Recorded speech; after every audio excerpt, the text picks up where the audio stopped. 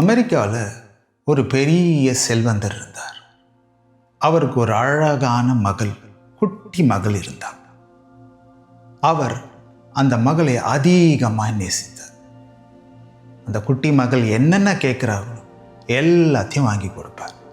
ஒரு நாள் அவளுக்கு பிறந்த நாள் வந்தது.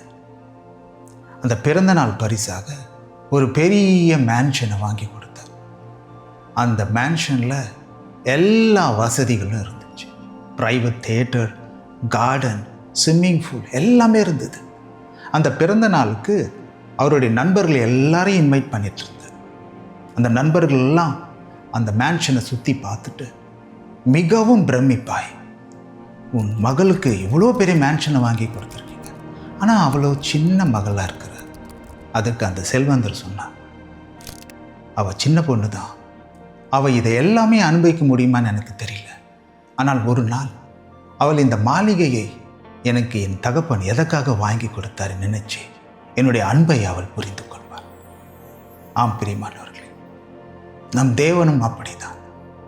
இந்த பிரபஞ்சத்தை, இந்த பெரிய பிரபஞ்சத்தை நமக்காக உண்டாக்கி நம்மளால் அந்த பிரபஞ்சத்தை முழுவதும் பார்க்க முடியலனாலும் அதை பார்த்து கர்த்தருடைய அன்பு நம் மேல் எப்படி இருக்கிறது என்று நம்மளால் அறிந்து கொள்ள முடியும்.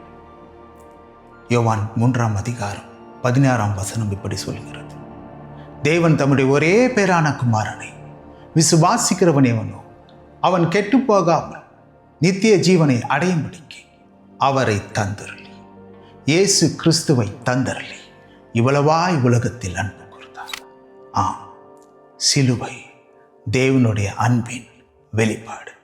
அந்த சிலுவை அண்டைக்கு நீ வருகிறாயா?